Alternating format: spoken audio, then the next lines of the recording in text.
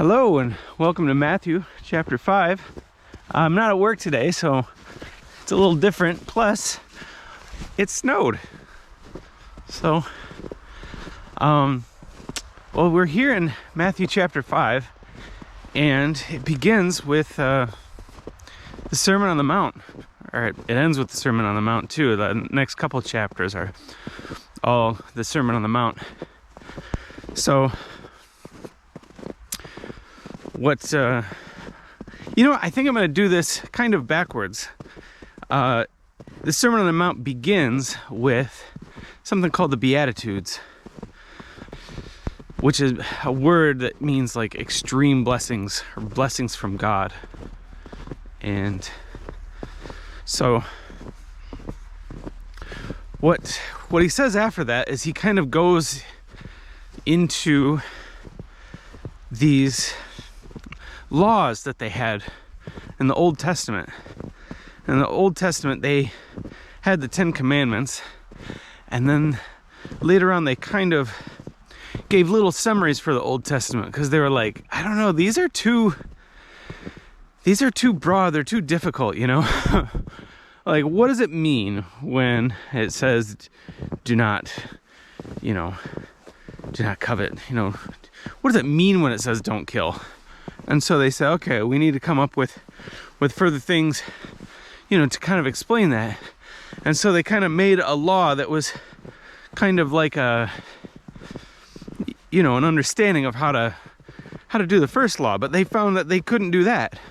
And so they made another law, all based on the 10 Commandments and some other things, but they made a law and they found they couldn't do that either.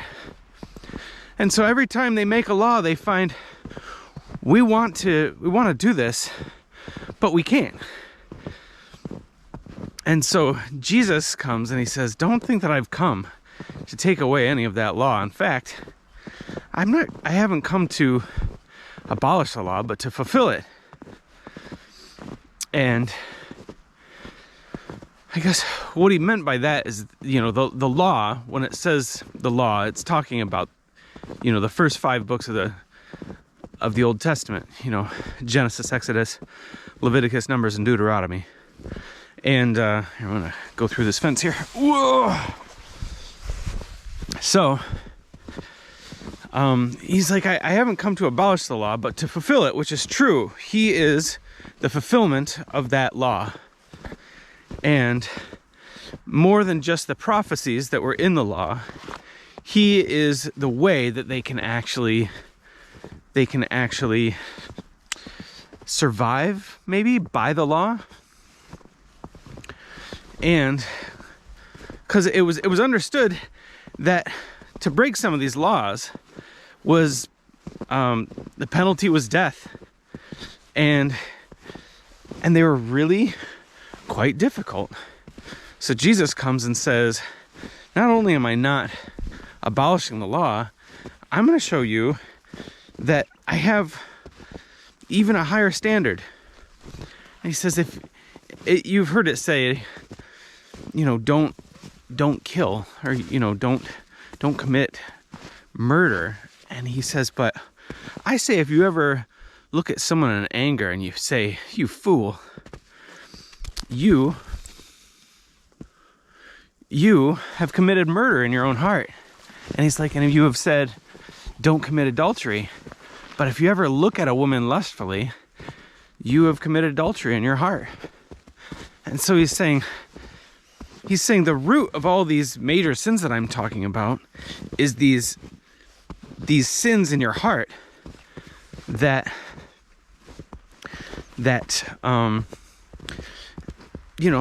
destroy you, that you'll die because of this sin in your heart that really you can't do away with. He doesn't say that, but what he's saying is all of these laws are good. All of these laws convict us. They help us know that we are sinners and that we can't be saved without Jesus. And so it's this standard that he's saying this is a good standard, but when you look at it, and if you really look at it, you find that it's it's something that you can't do, but that you're supposed to still strive for. So that's what he's doing here in the Sermon on the Mount. But he doesn't give you a whole lot of hope, you know. He doesn't come right out with the gospel, but rather he kind of starts out with it. That's why I said I'm going to do it backward.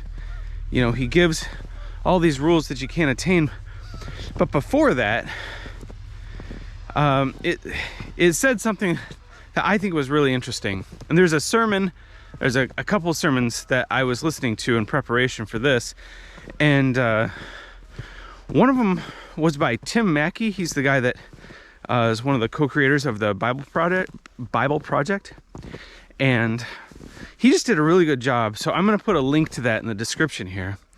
But what he points out, something I didn't notice before, is he wanted to point out who was Jesus talking to.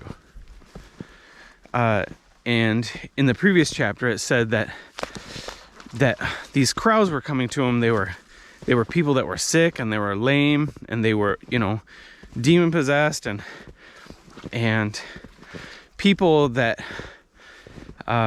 were really down on their luck.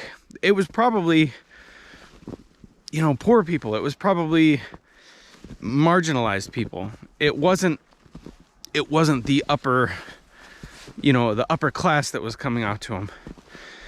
And when he starts off and he says, "Blessed are the poor in spirit," I think they would have known what he was doing, because there had been a list of there had been a bunch of old rabbis that have given lists like this, where they would say, "Blessed is this, blessed is this," and they were not the same things that Jesus was talking about.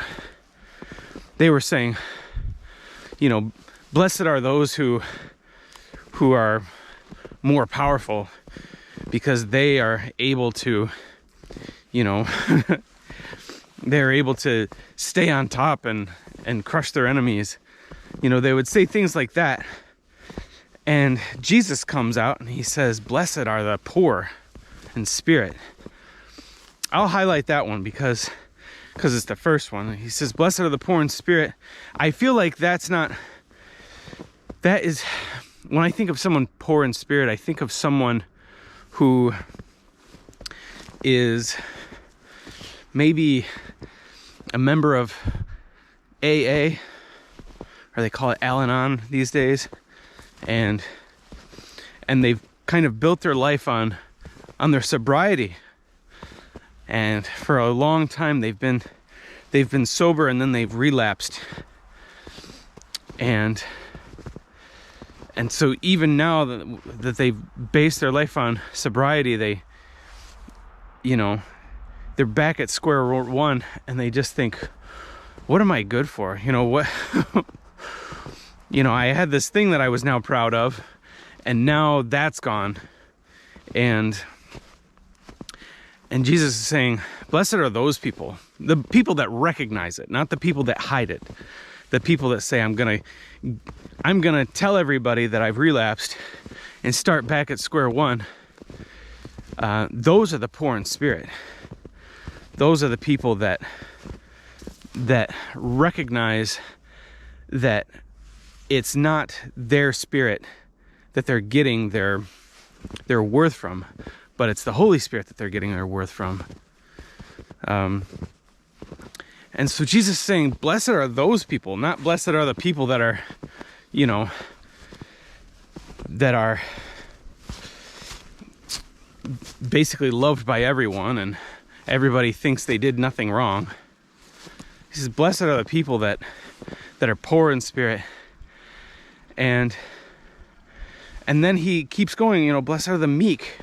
Blessed are those who are persecuted, you know, for his sake. And blessed are, and they're all things that are kind of like, blessed are these people that you wouldn't think are normally blessed.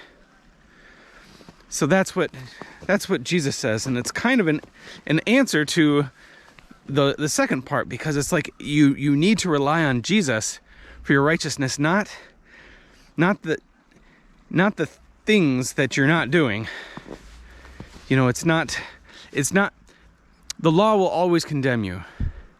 You know, we'll go through that once we get to Romans, but you can't live by the law. You can only live by relying on Jesus for your righteousness, coming to him and saying, I have sinned and I need your righteousness. So, well, that's Matthew chapter 5. And we'll continue the Sermon on the Mount tomorrow and the next day. So until then, hope you have a great day. All right, bye.